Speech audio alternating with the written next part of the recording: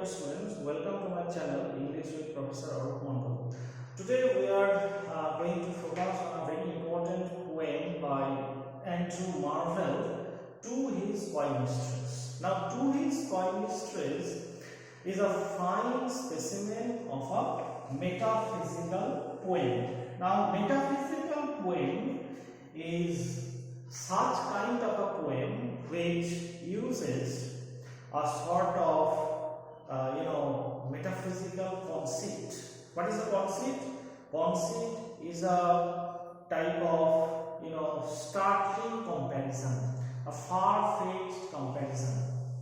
Now this type of far-fetched comparison startles us. So this startling nature is one of the major characteristics of a metaphysical poem. So the idea, the images, the symbols used by the poet startle us to think about the poet's image, metaphor, symbols, ideas and conceits. And the metaphysical poets, they used to communicate their ideas in a very effective and natural manner by means of these comparisons and the use of metaphysical concepts. Another important idea that we have to deliberate on is the idea of carpe diem. Carpe diem means, it is a concept associated with the Roman poet Horace's odes. It is actually taken from that particular odes by the Roman poet Horace. Carpe diem, it is a phrase meaning the English rendering is seize the day. That is, utilize your present time. That is, utilization of the present time is one of the major tenets of carpe diem theme. This particular carpe diem theme is applied in our present poem, that is To His Coy Mistress. Published in 1681, this poem is written by Andrew Marvell and is one of the fine specimens of a metaphysical poem. What is there in that particular poem? In that particular poem, the poet actually divides this poem into three stanzas. Stanza 1, which works as a thesis, stanza 2 as antithesis, and stanza 3 as synthesis. So this is the structural basis of that particular poem: thesis, antithesis and synthesis. And this particular structural pattern is referred to as the syllogistic structure of this poem. What is syllogism? In the very first stanza, which is referred to as a thesis, the poet lover here proposes an idea in a subjunctive mode, something which is not in reality, but the poet speaks in a subjunctive mode which is unreal. In the second stanza, the poet lover refers to antithesis. The poet lover actually negates what he has actually said or proposed in the first stanza. And after considering the thesis and the antithesis, the poet comes to a conclusion.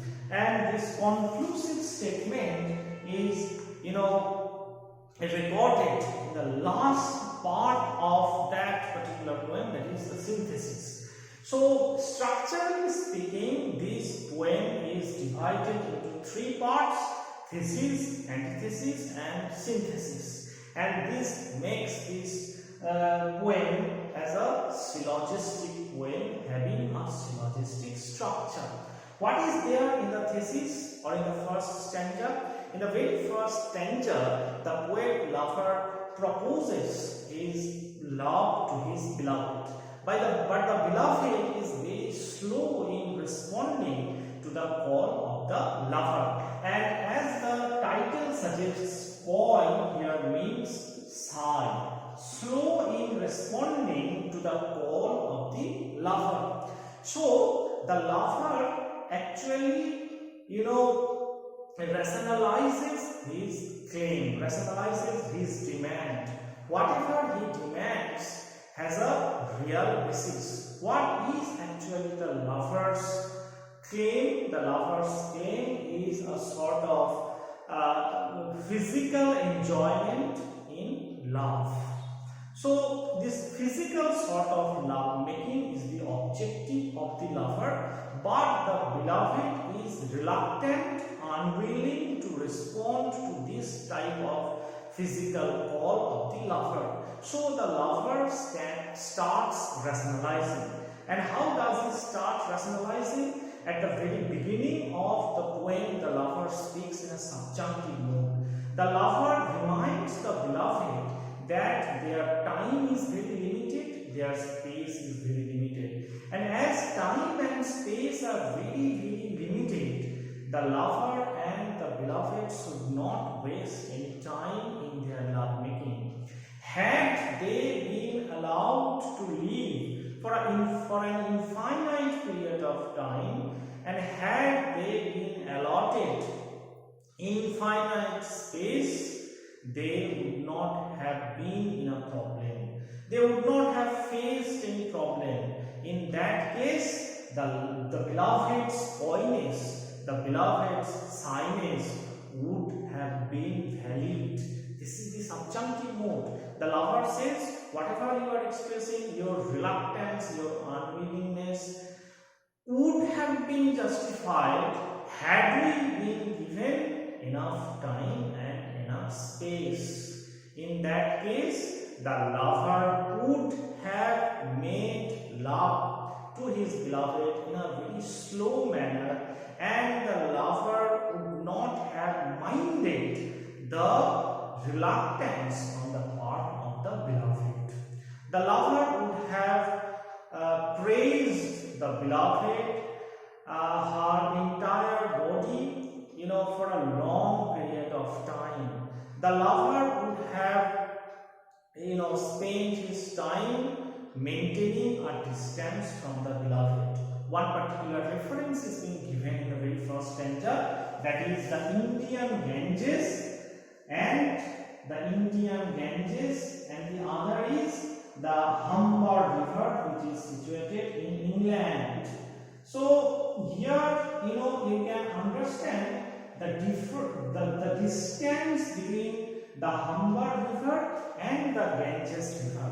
Very humorously and ironically, the poet lover refers to the fact that had they been allotted enough time and enough space, they would have maintained a distance. In that case, the lover would have, waited for the beloved, and the beloved waited for the beloved sitting at Humber, and the beloved would, wait for him at the Ganges. So, consider the distance between the Ganges and the Humber River, and the poet here emphasizes the distance. The poet speaks in a very ironical manner, and this irony is emphasized here in that very image of the Ganges and the Humber.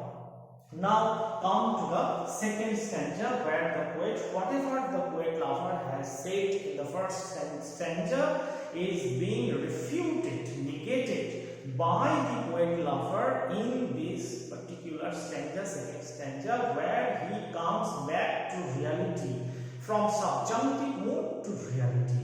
What is in reality? In reality, the poet does not find enough space, does not find enough time. Their life is very limited, so within that very limited space, limited time, they have to, enjoy the love. They have to utilize time. Otherwise, what will happen? Otherwise, the consequence will be a very grim one. What is it? Time's winged chariot. The lover refers to a very, harsh phrase, time's winged chariot. working as a cruel agent. And that's why the poet lover says, time's winged chariot.